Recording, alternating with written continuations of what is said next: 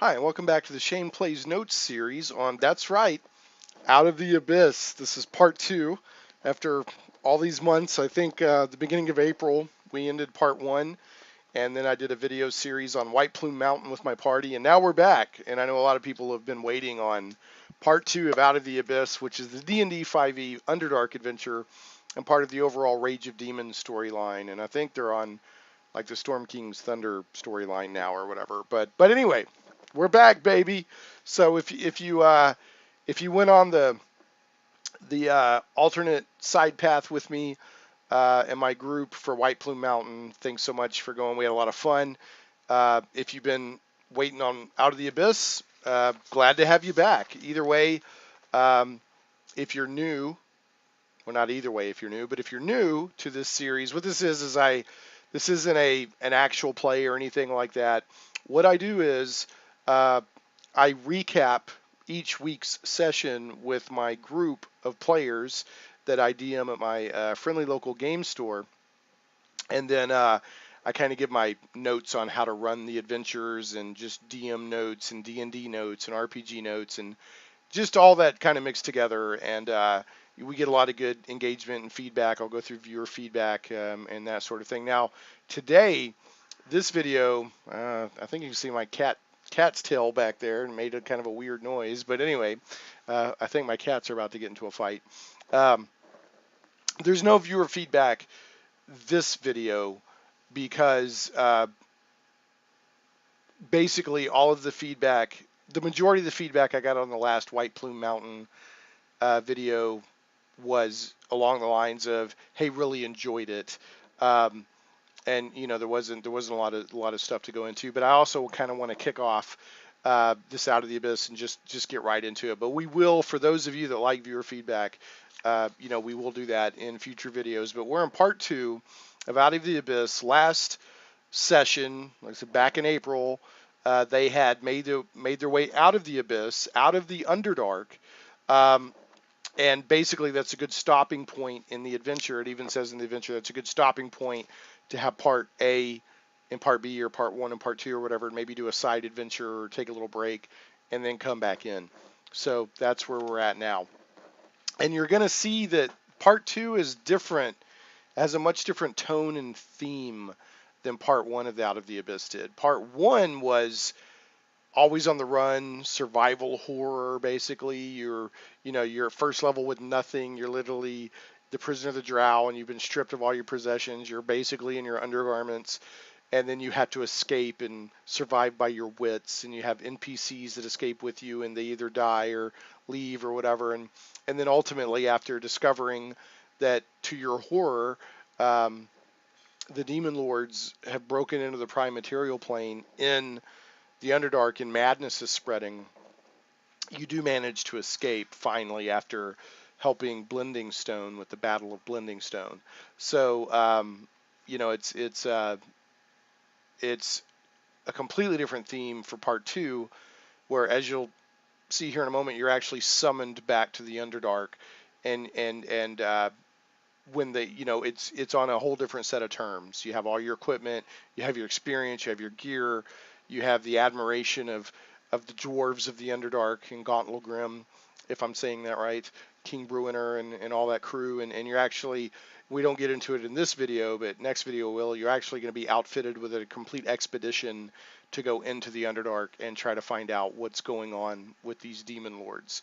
So with no further ado, I want to kind of get into a few notes before the session, and some pre-session activities that I did with my party that I guess will be helpful for other DMs to kind of into the mind of how I do things as a DM, and then we'll dive right back into the adventure.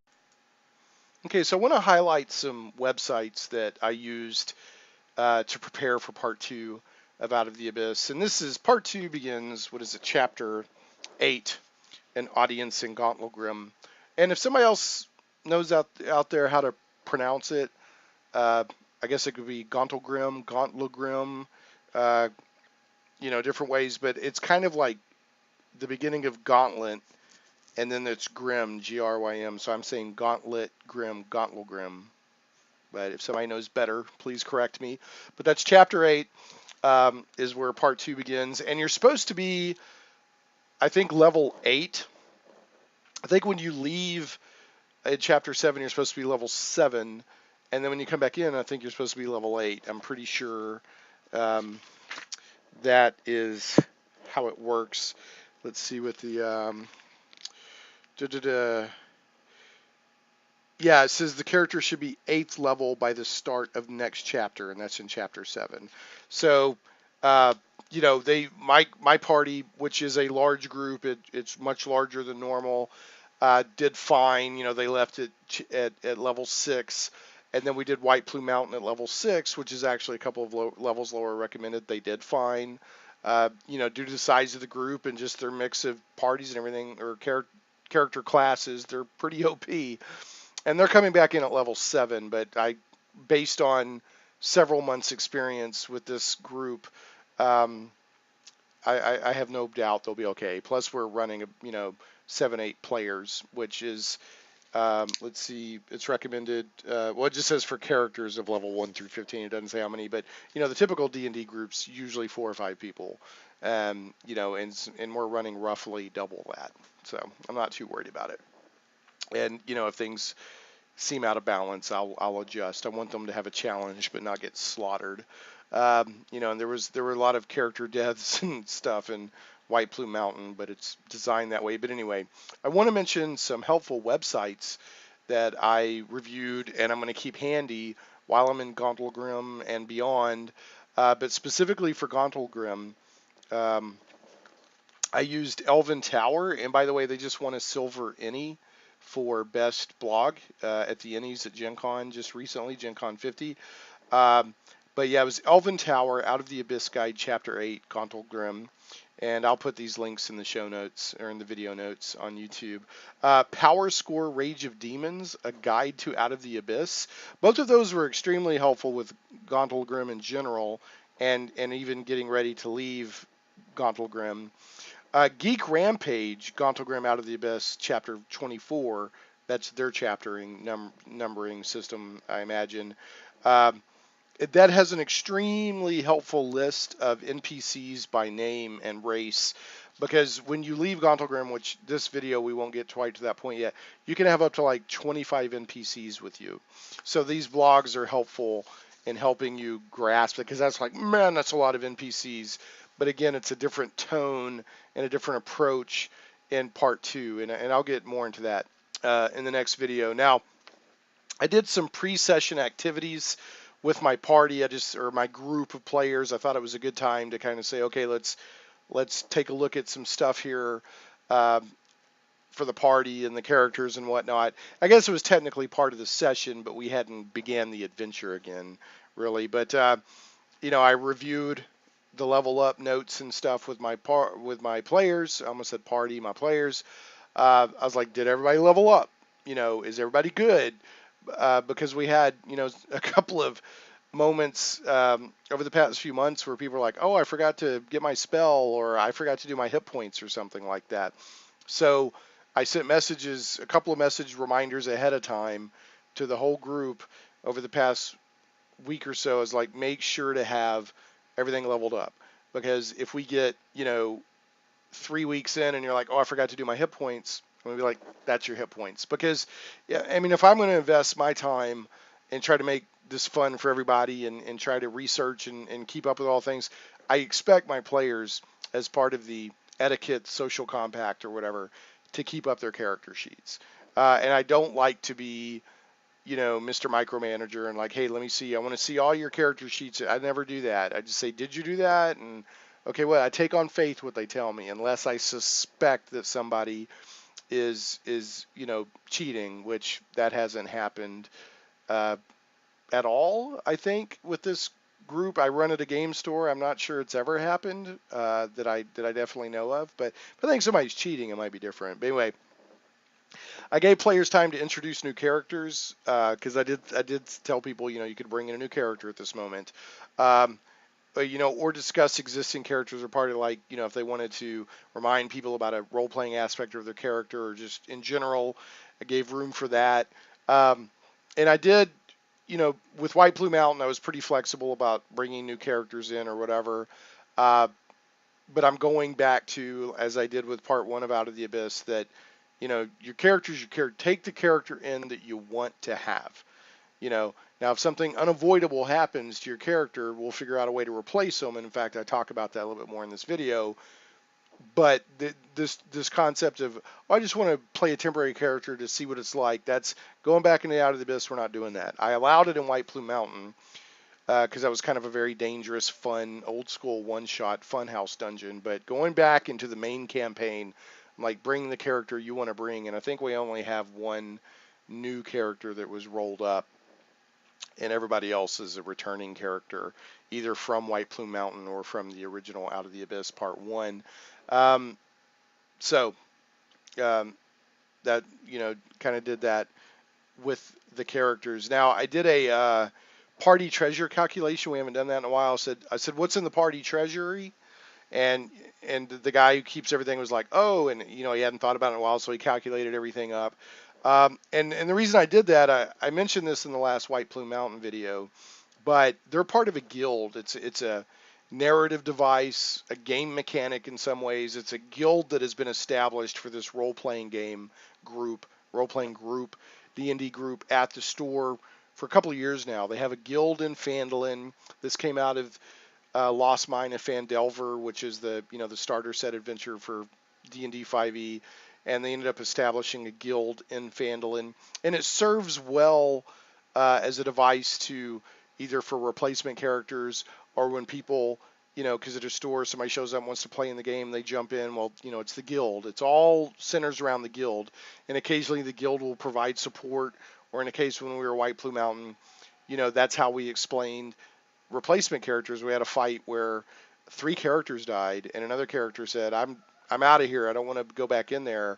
And so we explained these new characters that the guild had dispatched a relief group to help them on their expedition and check in on things. So, and as you'll see in the notes on this adventure, this most recent session, the guild comes into play. But I said, they've got so much money out of White Plume Mountain because it's old school. I mean, it just showered money on them, and gold pieces and gems and all that. And I said the guild takes 30% of all coin and coin value of gems and jewelry and magical items. Now, they won't take actual magical items unless there's an extremely unusual circumstance.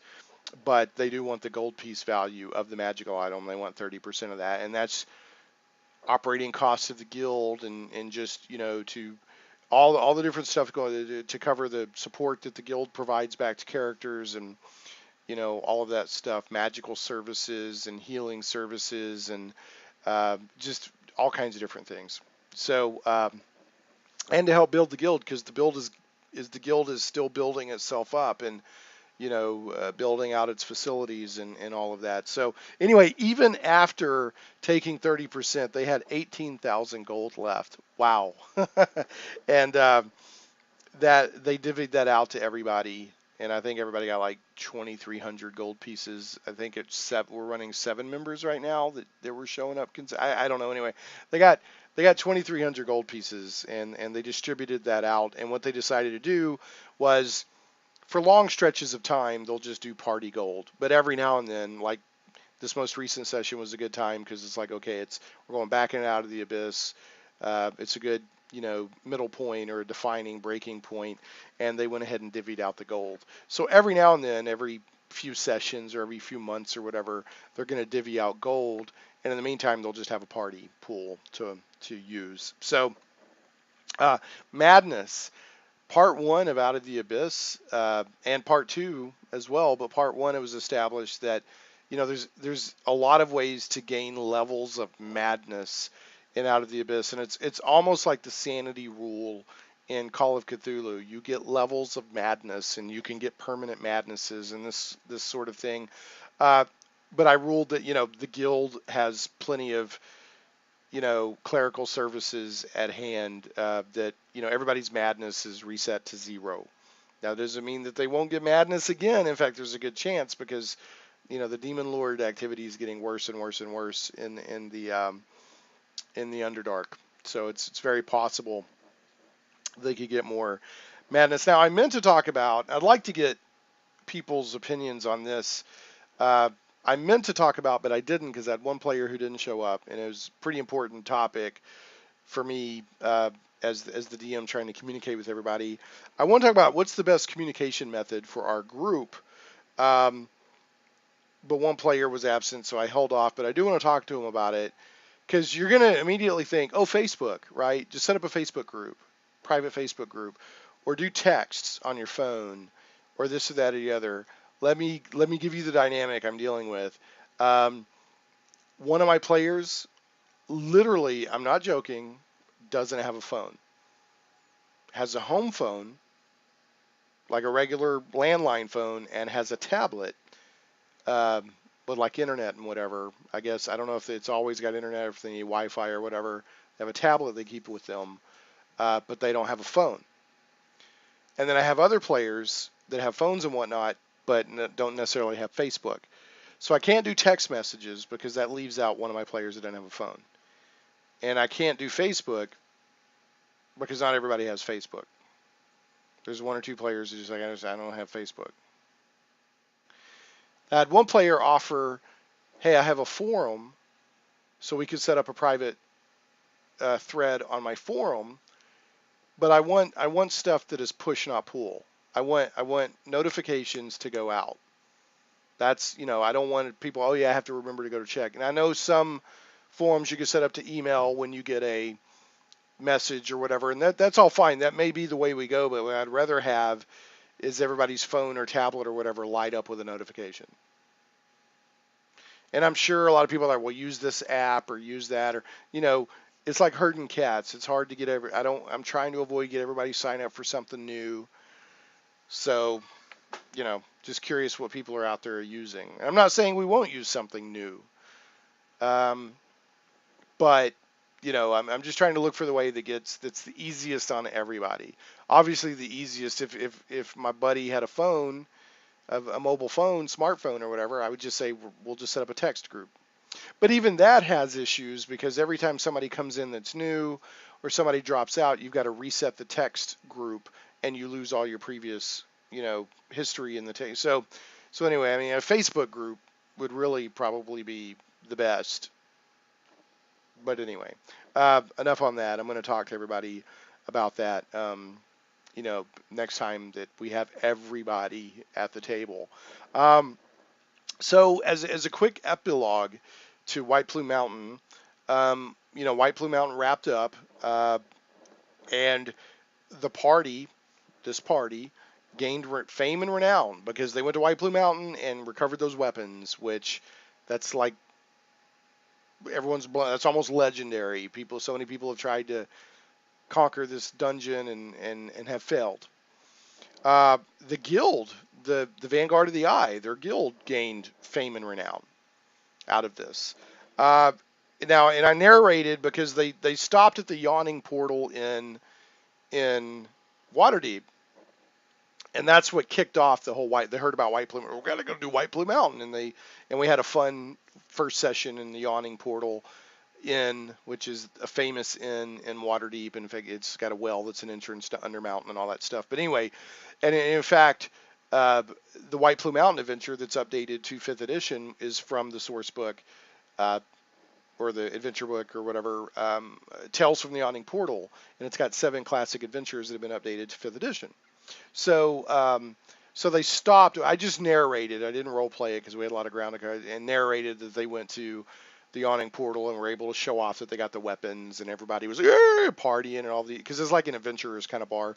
And even Dernick, who is the proprietor, very long-lived proprietor, and I believe in some lore he's one of the masked lords of Waterdeep. I'm not positive on that, but I think so. But anyway, they even got a little bit of acknowledgement from him, and he's usually very stoic and businesslike and whatnot, and hard to impress because he's one of the people who did Undermountain and survived and used the funds to build the yawning portal and all of that. So anyway, I wanted, so you went back to I gave them their due and their acclaim and stuff with fellow adventurers, and Now, so the party and the guild, and I'm setting this up for possible future stuff, not really for Out of the Abyss, because the guild is going to be an ongoing, unfolding, overarching meta campaign. Really, um, it's going to cross campaigns. Uh, so, but the party and the guild now has eyes and interest on them that they did not prior. Their notoriety has gone up, and some of that's good, some of that's bad, and some of it's neutral. But people are taking notice of them now. Um, and then Black Razor, the evil, well, not evil, it's chaotic neutral, soul eating sword or whatever. It's being guarded and kept by the guild, in the guild wherever. I mean, they're not even saying where it's at, like the guild leadership. Like the players don't even know where Black Razor is.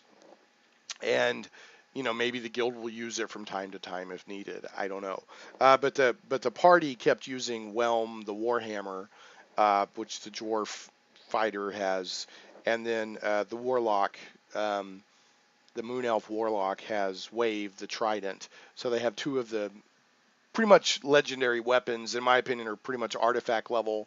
But if you didn't watch the White Plume Mountain videos, because they're very powerful weapons, you go look in the Dungeon Master's Guide under the Sentient Items um, section or chapter or whatever, and all of these weapons are incredibly powerful. In my opinion, they're artifacts. But what I've done is they've been underground so long and asleep for so long that they're waking up slowly and slowly regaining their abilities. So right now, I mean, they're getting some good use out of these weapons, but they're not, like, every ability of these weapons is not unlocked. And that's one, because it's kind of a fun story device. Like, oh, you've reached the next level with your weapon and something new unlocks, and oh, that's cool. But also, seventh level characters, in my opinion, they don't really need all that power. It's a little unbalanced. So if you didn't watch the White Plume Mountain, then that's something you'll probably want to know, so you're not confused if that comes up as we go into Out of the Abyss. Whoa! And just like that, it's dark outside. That's the magic of recording at different segments and then editing everything together later. I had to take a break and eat dinner with my lovely wife and my son. So there you go, to explain that abrupt transition. So another thing that I did, kind of getting ready to go back into the Underdark, begin the adventure proper again for part 2, was I had a character that in the last couple of sessions of White Plume Mountain, they had been bitten by Snarla the werewolf, which is one of the encounters. And at the time, I said, do you want to make your Constitution save in secret or in the open? And they chose in the open, rolled, and failed. So they contracted the curse, not the disease, the curse of lycanthropy.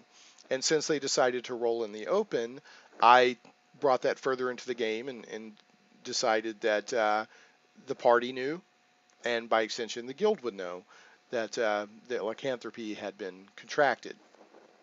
So, in getting ready in the last couple of weeks before we ran this newest session, I messaged the player a couple of times and mentioned to the group in general, like, we have to determine, how to handle the lycanthropy, and hadn't heard anything back. So I was like, well, we'll just deal with that. I made a note to bring it up and discuss it, in this first session of part 2 before we go back in. And the player showed up and had a sheet of paper printed out with a lot of information about being a werewolf, the strength and the abilities and this and that and the other. So I basically decided that the guild was not going to be okay with one of its members being a newly cursed lycanthrope. And if you're like, well, why did you decide that? Wouldn't it just be fun to let the player do whatever the player wants to do? I'll give you my reasoning here. Of course, I had a bookmark in here a second ago, and it's gone. So let me find lycanthrope, and we will get right into it. But basically what it comes down to, and I had the guild leadership kind of pull Grimy aside. Grimy's a new member of the guild because he was this player had left for a few months and then came back and joined towards the end of White Plume Mountain, uh, and they rolled up a new character. And they always make interesting characters with interesting quirks and personalities. This is the same player that had Daggers the Blind Rogue for the first part of Out of the Abyss. And now they have Grimy Peters, the Shield Dwarf Rogue, who's kind of a tinkerer and always carries a big like wrench kind of thing with him. Um, but his name is Grimy. Literally, he belongs to this cult almost, this organization, this group, this small group of dwarves that have the belief that water should never touch them, and somehow it interferes with the purity of their essence of being a dwarf. So grimy is literally grimy and nasty and disgusting. So that will come into play later in the adventure. However, the guild kind of pulled him aside and didn't really, they're like, oh, but, they didn't really address that. But they did say, they pulled out the bylaws and, paragraph 4A, subclause 17, delta, whatever, uh, line item, whatever is like, lycanthropy is incompatible with guild membership. Now, there may be possibly a case by case that could be reviewed and they could make an exception, say a lycanthrope that has demonstrated that they are dependable and has learned to control it and, is not unstable. But a new lycanthrope, even a new lycanthrope that has decided to embrace the curse is very unstable for quite a while until they learn to do things. But with the werewolf, there's even if you embrace the curse, and I'll go to the monster manual here in a little bit and talk about this, but even if you embrace the curse, your alignment becomes chaotic evil. And the group that we play with, evil alignments in general are not encouraged, but chaotic evil's right out. That's my decision as a DM. I mean, the chaotic evil's out. And I don't see how a chaotic evil character could work well in a situation like a guild that has rules and all that stuff. Okay, now I know there's people out there that like to play evil characters and they'll even like to play evil parties. That's fine. But for this particular group, as a rule, good and neutral alignments are what we do. So, but chaotic evil's right out. So anyway, by the monster manual, this is page 206 and 207, talking about lycanthropes. And by the way, I want to point out, I mentioned this, I think in the final White Plume Mountain video. I want to mention it here again for people who didn't watch that. I think this is an interesting point to make. Clarification: lycanthropy is not a disease; it is a curse. It's straight up a curse. Okay, so had a really good discussion with one of our viewers a few weeks back, and they were talking about how a lycanthrope or a paladin of certain levels can't contract lycanthropy because they're immune to disease. Well, it's a curse, not a disease. Even though it's transmitted like a disease, it's curse. So there's two things that can happen if you contract lycanthropy as a player character. One, you can try to resist it, in which case you maintain your alignment and all that, but during the full moon, you basically become, the lycanthrope, you transform, and it says into its beast form or horrible hybrid form. And then when the moon wanes, the beast within can be controlled once again. So while they're in beast form, they basically become that. And in the case of a werewolf, it's a chaotic evil beast running around. So now if they embrace it, they can learn to try to control it over time. But it says on page 207, it says if the character embraces the curse, and this is the little sidebar, player characters, those lycanthropes, his or her alignment becomes the one defined for the lycanthrope. The DM is free to decide that a change in alignment places the character under DM control until the curse of lycanthropy is removed. And again, not every lycanthrope, but a werewolf is chaotic evil. So a were-tiger is neutral. So maybe there's a little bit of room to work there.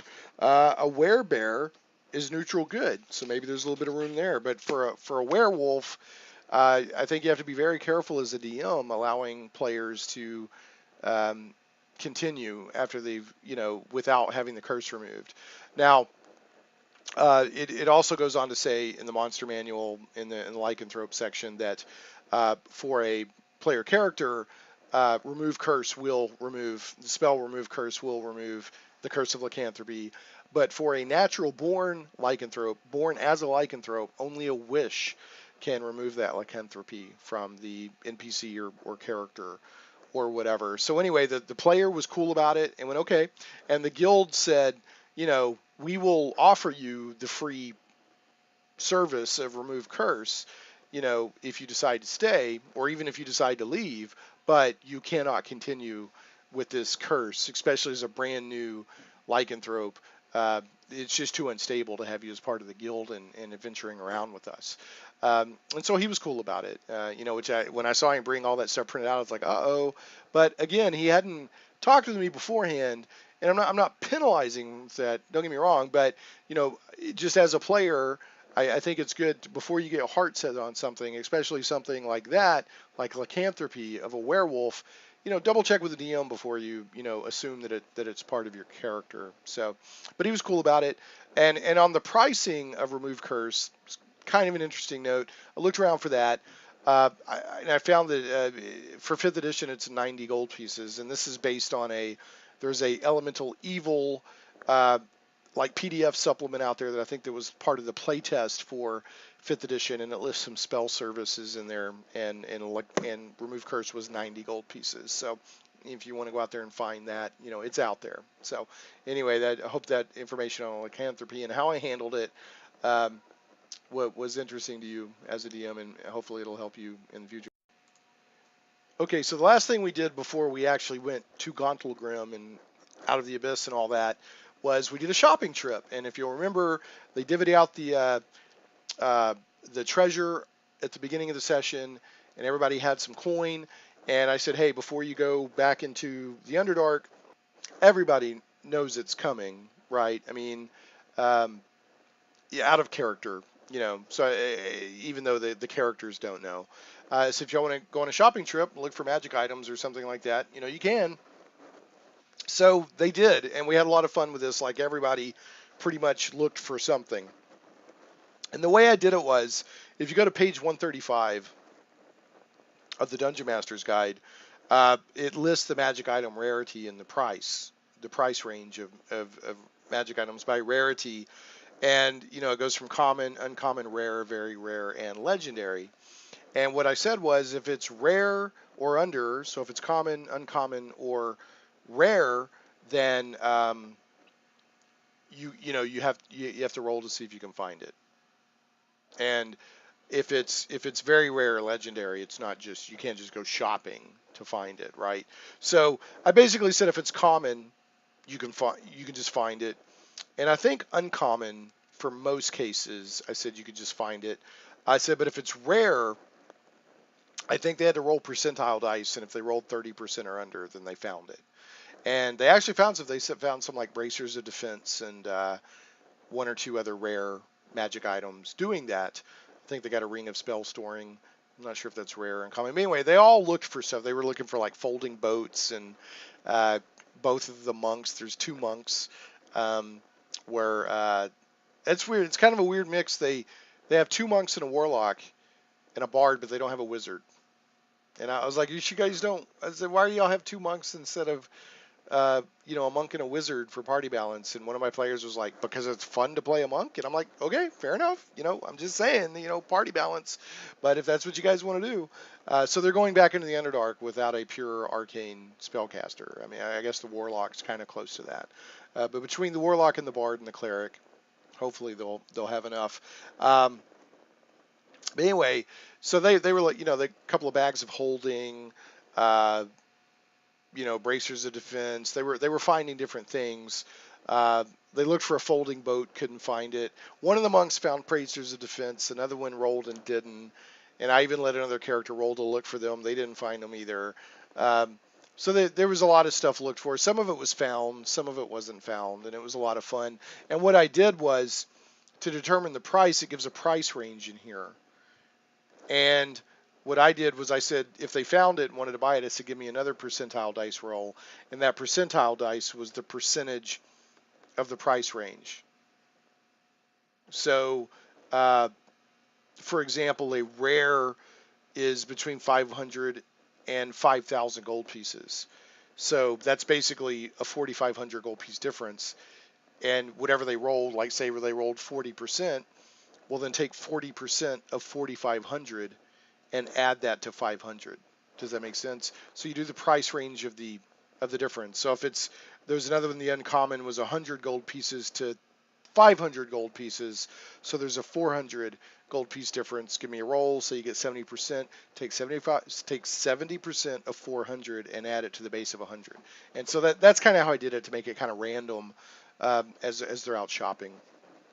And we had a lot of fun with this. Now, the one thing that was uncommon that I did make a player roll on, and they failed the roll. I think I gave them a 50% chance, or I think I even gave them a 70% chance, and they rolled like a 73 or something. They wanted winged boots. And those are uncommon. In my opinion, they should be rare or more because they basically give you constant flight. And that's pretty powerful for an uncommon item. So, he's like, do you want me to roll for that? And I was like, yeah, if you don't mind. So that was cool of him to offer. And I was like, yeah, I think, because even he was like, that's kind of OP for an uncommon item. But anyway, we had a lot of fun shopping, and they're like, oh, we got our gold, we just divvied up our gold, let's go shopping. So obviously you don't want to do that every session, but it was fun. We hadn't done anything like that in a long time. Had a little shopping trip. I think it's cool and fun to take your group on shopping trips every now and then and let them spend their money and have some fun looking for stuff. But I also like the drama of a dice roll. Can you find it? How much will it cost? And a lot of them spent all their money. Some of them bought multiple magic items. Of course, you have to pay attention to how many items can you attune and which items need attunement and all that. But anyway, we had a lot of fun with that. And, I recommend you do that with your players every now and then. And now the main adventure begins. So, by the book, the players will receive a summons from King Bruenor Battlehammer. And Bruenor Battlehammer is a very well-known character in the Forgotten Realms. He's one of the main friends and companions of Drizzt Do'Urden, the Drow Ranger. Bruenor was in the very first book that Drizzt was in, the Crystal Shard, back in the 80s. So he's been around, and he's actually died and come back, and now he's the king of Gauntlgrym, which is a reclaimed dwarven kingdom that was in the Underdark, and fell beasts had taken it over. So recently, King Bruenor put out a call to dwarves throughout the realms, and many dwarves responded, and they went in and reclaimed Gauntlgrym. Now there's still a lot of reclamation to do, but think of it kind of like Moria from Lord of the Rings. If Moria had been reclaimed, was reclaimed, and they were taking ground and taking ground and taking ground and recapturing the glory and ownership of that dwarven kingdom. So that's kind of what's going on with Gauntlgrym. But Gauntlgrym is also in the Underdark, so it's like the dwarven city in the Underdark, but it's ancient and has been reclaimed recently. So anyway, they receive a summons, and the book says that you can use Eldith if Eldith survived, and Eldith was one of the main NPCs from Part 1, and Eldith became a very close member of the group in Part 1 for our group, up to including we completely statted her out. One of my players, the same player that does Grimy Peters, very creative, completely statted Eldith out, and we kept leveling her up with a group. And then if people just dropped in for like one night, or they wanted to check the game out, or it was a visiting friend who was only there for like one night, they played Eldith. And then when Eldith was just an NPC, at various times she helped out. She's very courageous and self-sacrificing and all that. So the group knows Eldith very well. And so the book says you can use Eldith, and I did. I used Eldith. She came to the guild headquarters in Phandalin, and she had an escort of like 4 or 5 armed dwarves with her, and they look, travel worn, but they're in finery. they're representing King Bruenor, um, or Bruenor, but they're very well dressed, very well outfitted, and I used Eldith one because I wanted to have a familiar face from Out of the Abyss Part 1, and the book even suggested that. But 2, I want to get her back in the mix for the same reasons I just mentioned. I like having her around as an NPC, not only because, she's really kind of a de facto member, really, of the party, even though she's an NPC, and also, we let people use her on one-off bases here and there as a character with a fully done character sheet. So, so she arrives. She's happy to see everybody. There's some visiting among old friends, and then the guild leadership is very diplomatic and friendly and hospitable with her because she represents a dwarven kingdom. She's there on behalf of a king. But at one, after the initial chit chat and refreshment, she sort of bows and flourishes and hands out this, kingly summons. I don't know if it, a scroll, little letter. Let's call it a scroll. Very pretty. And there's a summons that's actually read to them, or that's in the book. And let me find it here. The summons. This is on page 120. It says, "Come at once to Gauntlgrym for an audience with King Bruenor Battlehammer to discuss matters of grave importance concerning your experiences in the Underdark." So basically, King Bruenor is getting very concerned about, it's becoming more and more obvious that there's stuff going on in the Underdark, right? And, Eldith survived because of the party, made it to Gauntlgrym, and is related what this party did. And he's like, I want to talk with them. Now, by the book, if, it may not be Eldith bringing the summons, you may do the summons a different way. It could be, whatever. But if your characters ignore the summons is supposed to keep coming and keep coming and keep coming and keep coming until they go. Bruenor really wants them to come, and he really wants to talk to them. So now, I guess if you don't want to handle it that way, or if they're just refusing the summons for some reason, there's other ways to get them to Gauntlgrym, right?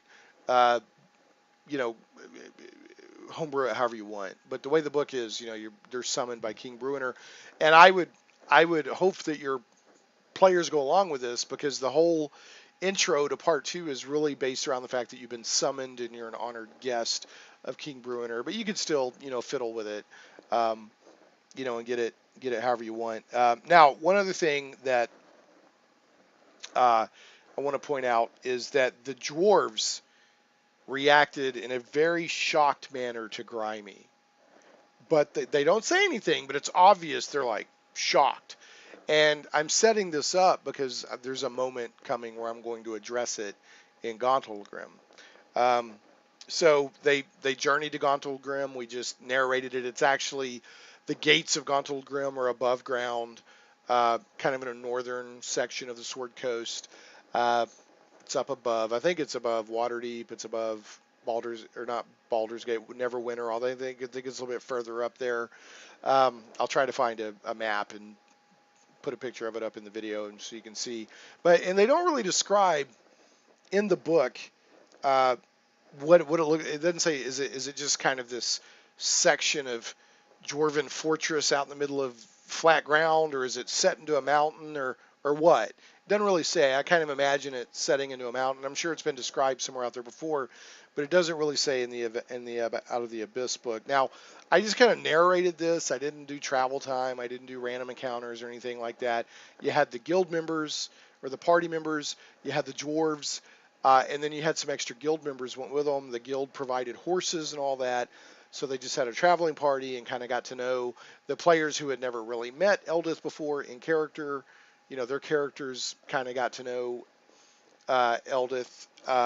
We kind of role-played it that way, and they kind of got to know that she's a good person, self-sacrificial, very given. But yeah, there was horses, rations, gear, all of that was just provided by the guild. So you have to mess with just go. You ain't got to track all that stuff. That's part of that. Give you 30%. You get all the support from the guild. So they get to the gates of Gauntlgrym, and also said that the extra, and it's up to this point unidentified, guild members who also went we're just having them remain near the gates, or perhaps they'll end up being guests of King Bruenor in Gauntlgrym. And the point is, this is setting up an in-game reason for replacement characters. So, the guild, again, comes into play for a narrative device for that. So you've got these other guild members hanging out there in case they need to provide support, uh, or whatever, or also just as a diplomatic envoy from the guild to King Bruenor or whatever. So we kind of set that up. Now, Gauntlgrym itself, I'll give you a few details, but I encourage you to go read yourself. So, first of all, it's I kind of think of it as Moria, kind of like Moria, right? But in better shape. And also think of, if you saw the Hobbit, Desolation of Smaug and the Battle of Five Armies, the King Under the Mountain, all that area, the Lonely Mountain, the Dwarven City. I just really think of it like that. But there's some main areas that have been reclaimed and that are safe, and that's the Vault of Kings, where the players will spend most of their time. There's also an area called the Iron Tabernacle, which is sort of a spiritual and cultural heart as well as its physical center. And then there's an Iron Tabernacle area that has random encounters in the Great Forge. But those are the areas that are detailed for Gauntlgrym in the book. But the Gauntlgrym's a lot larger than that. Those are just the areas that have kind of been reclaimed and are somewhat civilized. Now, the Vault of Kings, it says it's large enough to enclose a small town. High ceiling chamber rises above a network of bridges, snow towers, and sturdy walls carved from rock and sheathed in iron and mithril. Dozens of smaller chambers lead out from the Vault of Kings, including sprawling residential areas not yet filled by Gauntlgrym's new occupants. So, the vault is on the same level as the city's main gates. So, as soon as you go in, you're basically in the Vault of Kings, and the Vault of Kings. And it says the vault is on the same level as the city's main gates, can be reached from there through a system of smaller gates and checkpoints. That's been set up to keep potential invaders from reaching as far as the throne room. And the throne room is in the Vault of Kings. That's where the king spends most of his time. It's a large hall lined with pillars and benches intended as a meeting place, as much of a seat of rulership. And the great throne of Moradin is there. And Moradin is a dwarven god. And if it will forcefully eject anyone but the rightful king who attempts to set on it. I doubt that's going to happen, but there it is. It says, while so seated, Bruenor has advantage on all intelligence, wisdom, and charisma checks, a divine blessing granted by the king of Gauntlgrym, by Moradin, and the other dwarven gods. So, like everything that my party did, as far... Now, we're still in Gauntlgrym. We'll probably be there for 2 or 3 sessions. But we spent most of our time in the Vault of Kings. Is that it? Is that what it's called? Yeah, the Vault of Kings. So we didn't even get into the Iron Tabernacle or the Great Forge or any of that. And it's also worth noting that I would really read these first few pages of Gauntlgrym. It goes into a little bit of lore. And there's a thing called the Majira, which is a primordial that kind of sleeps underneath Gauntlgrym, and it provides the fires for the Great Forge, and that also comes into play with a possible encounter during a feast that's coming up. So some other general features of Gauntlgrym, and this is on page 122. The upper levels and around the Iron Tabernacle and Vault of Kings, Gauntlgrym is brightly lit. Drift globes, phosphorescent fungi, and huge braziers and troughs of burning coals fill most hallways and chambers. And then the lights in several areas are dimmed somewhat during the nighttime hours so that they can kind of, stay in sync with the outside, with the surface world. But in the lower reaches, like around the Great Forge and everything, light isn't as common. And then farther down, in parts of the city yet to be reclaimed, there's no light other than what visitors bring them. Now, there's a bunch of mine carts that are magically powered that zip all over Gauntlgrym, and people, and all the tracks eventually lead to a switching station inside the Iron Tabernacle. But the players will see, and they can use them themselves, dwarves or people that are used to the city, they just jump into these mine trolleys and travel around and jump out. So it's almost like a subway system or public transport, even though that's not what they were originally intended for. Originally, mining was one of Gauntlgrym's primary sources of wealth and materials. So they built this minecart system. Now, also, there's a lot of ghosts in Gauntlgrym. The shadows of long deceased inhabitants of the city haunt many of the tunnels and hallways of Gauntlgrym. These spectral remnants are seen passing through ruined sections of the city as if those sections were still intact. They follow habitual routes and that sort of thing. From time to time, the characters might run into a dwarven ghost who warns them away from a place of danger, or confront a less beneficial creature such as a shadow or specter. King Bruenor has decreed the restless dead be left alone unless they cause problems. So anyway, there's a little bit of the flavor around Gauntlgrym. Now, the players, as soon as they arrive, are they're brought in and they're taken to guest quarters and given a chance to rest and clean up and refresh and all that. Dwarves are very, they have hospitality, very big into hospitality, and the characters can rest whatever the rooms have bathtubs and food and stuff to munch on and stuff like that. So it's very nice. And so they can refresh. Now, at this point, after everybody's taken to the rooms, Eldith took Grimy to his room last, and said, "You absolutely cannot meet the king in the state you're in." Talking about this just filth. I said, "It's just not going to happen." So poor Grimy, twice in one session, has been told, that nope. But he's filthy, and again, this is part of the character as purposefully designed by the player. So, and Eldith is like, under no circumstances will you be allowed to meet King Bruenor like this filthy. So the player, again, showing their seasoned, veteran, experienced role player, didn't get all mad or anything like that, and said, "Give me a bathtub full of ale." And they brought him a bathtub or enough ale, or in fact they took the other bathtub out, brought another one in full of ale, and he climbed in and took a bath in ale. And he belongs to a group of dwarves that believe no water should touch their skin, as it would somehow dilute or interfere with dwarven purity. So I was like, fair enough, and I gave the player inspiration for that. I thought that was really cool and really good role playing. All right, so after given time to freshen up and everything, the players are taken to an audience with King Bruenor, and he's very friendly. He's on his throne. He's surrounded by, guards and royal court and all that. But he's very friendly, genuinely friendly. And Bruenor's a cool character. He's got this talks with ye and are you okay, kind of thing. And he's just a lot of fun. But he's like, basically, Eldith has told me, what transpired in your role in it. Please tell me, your story. And so they relate their story, and the bard sings part of it. And here's what I think. Even though the book doesn't really say this, I think this is a really great opportunity, if it's been a few weeks in between part 1 and part 2, like it has been with our group, to recap and refresh what happened in part 1. And do that by, having the players give the highlights of what happened in part 1, especially when it comes to the demon lords and the incursions of the demon lords.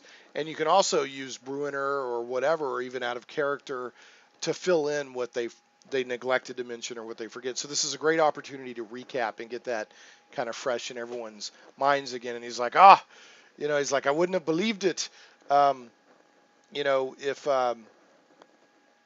Eldith had told me, and I trust her with my life, but I still had problem. I still couldn't believe it. No offense, Eldith. And she's like, none taken, King Bruenor. She's devoted. She just loves King Bruenor, so she's totally devoted to him. And so he's like, okay, well, tonight there's going to be a feast to welcome you. And at this feast, there's several factions here from across the realms that are either here of their own accord because they're interested in what's going on, they want to know more, or that I've invited myself. Um, and so you'll get an opportunity to become aware of them tonight, and they'll get an opportunity to become aware of you. So after that audience, they, you know, and he welcomed Grimy, the newly cleaned by L Grimy, and I don't even want to think about what that sludgy L looked like after he got clean, or who had to deal with that bathtub. But you know, Bruenor's like, welcome, cousin, you know, and they made, you know, made him very welcome, even though it's obvious that King Bruenor has heard of, you know, the state he was in. But he, you know, and he said something about, I heard you had to take it back, but he said it in a very non-hostile, loving kind of, you know, big, warm-hearted. Everything about Bruenor is like warm-hearted.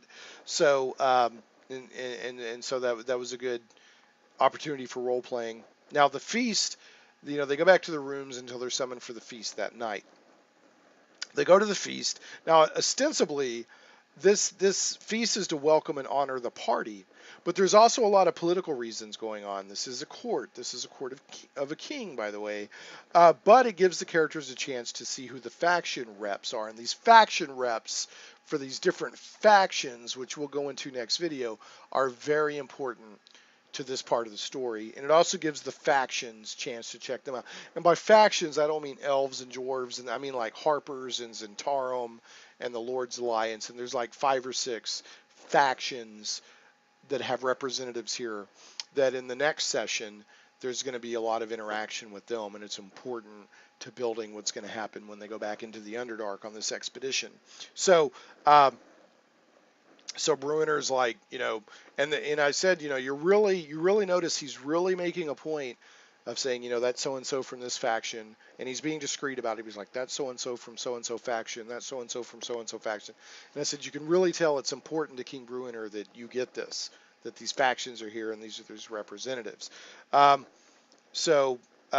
at one point, just to let one of my players shine, the bard, I said, Bruenor calls for a song from the bard player. I said, give us a song.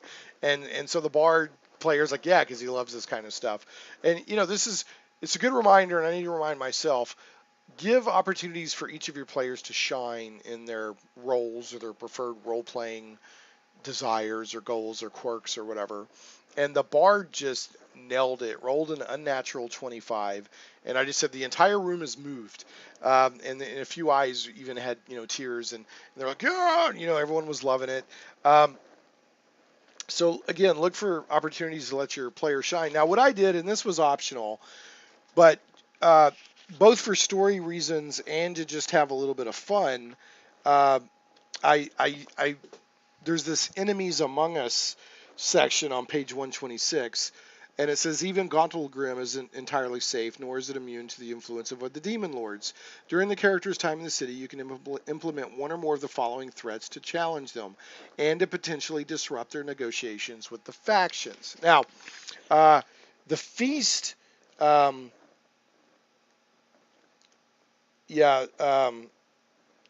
part of the feast that's on page 124 and 125, it says if you want to add some intrigue or action, consider having one of the options from enemies among us interrupt the feast. Rogue fire elementals roaring out of the hearth or disguised assassin poisoning one or more of the representatives can completely change the scene. And again, this feast is a very free-form scene. You can play out however you want. It could be a detailed role-playing session with the characters mixing and mingling with their potential allies and members of Gauntlgrym society, or it could just be a brief description of the event. And I kind of went halfway there. I didn't have them get out and mingle and meet with the factions. We're going to do that next session, but I did role play some of the feast. And keep in mind that the players are seated at the table of honor with the king. So again, you're setting a different tone from the first part of Out of the Abyss. The first part of Out of the Abyss, they're nothings. They're slaves. They've had everything taken from them. They've been captured. On the surface, they're underground, and they're in their undergarments. They have nothing. Well, now here they are, honored guest of a king. So it just kind of sets a different tone for how the rest of the adventure, you know, is a little bit different. It's a different tone, a different theme. So, but I did decide to do the rogue fire elementals, and you could do doppelgangers. You can do Majira, who is that's that primordial that's underneath Gauntlgrym. You do a dwarf assassin. If any of the party's drow pursuers survive, they might slip into Gauntlgrym. Now, my group took out the drow pursuers at the end of part 1. One of the character's traveling companions is revealed as a traitor or succumbs to madness. This NPC secretly serves one of the demon lords and turns against the adventurers, etc. There's all these different options under Enemies Among Us, but I did the fire elementals, and it says as a natural reaction, it says Majira roars within its prison, stirred by the madness and chaos growing within the depths of the Underdark. Again, that's this primordial that fires the Great Forge. As an actual reaction to this new stress upon itself, the primordial spawns a trio of fire elementals that attack the Vault of Kings.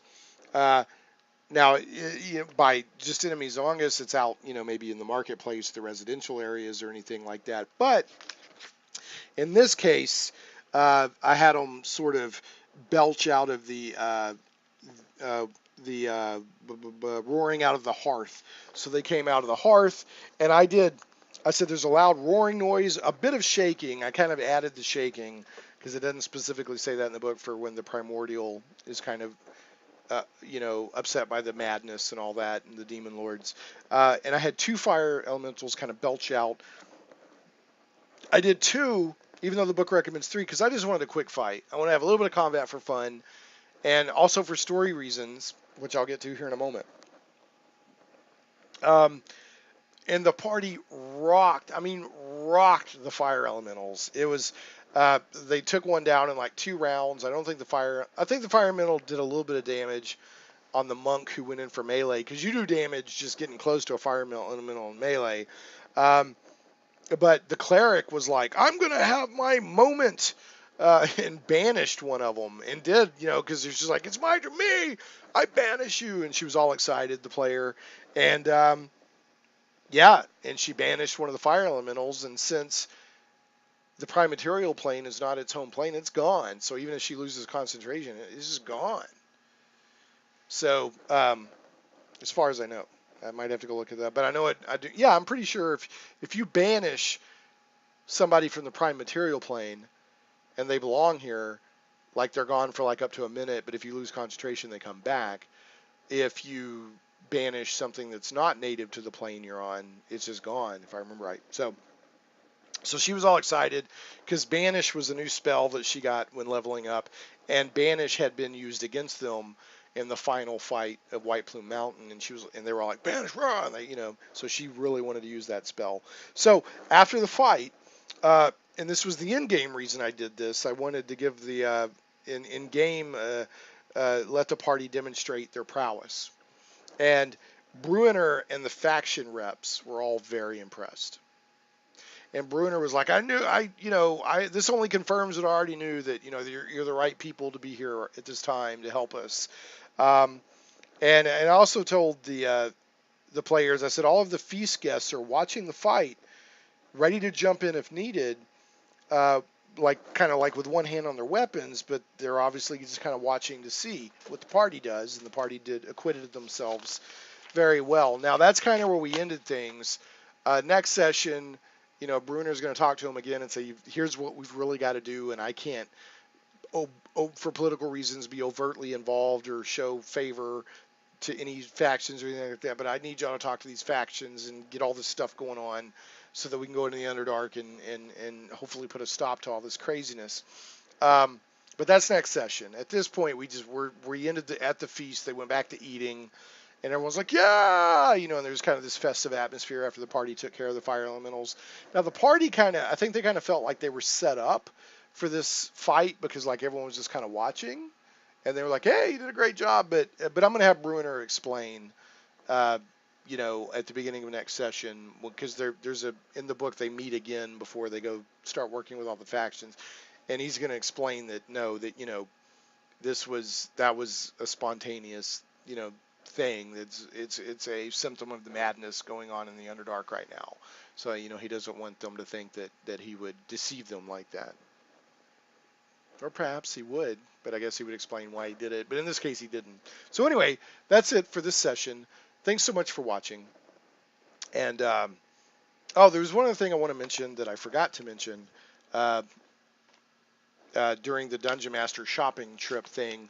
If you're curious about the rarity and cost of magical armor, magical weapons like the +1, +2, +3, remember the rarity and cost guide and recommended level. For example, rare weapons are only recommended for 5th level and higher, very rare 11th and higher, and legendary 17th or higher.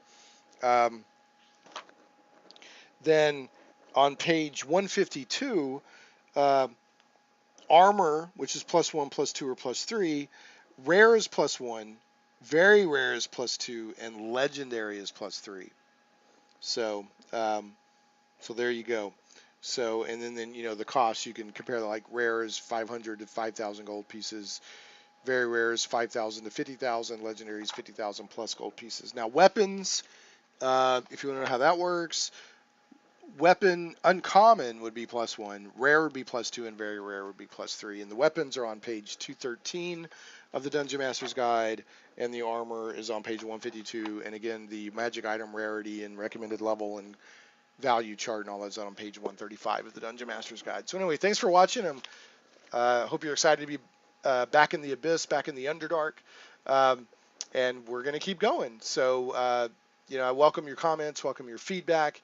Please leave this video a thumbs up. That helps me out tremendously, and a comment. That helps me out a lot too. But thanks for watching Shane Plays, and we will catch you next time.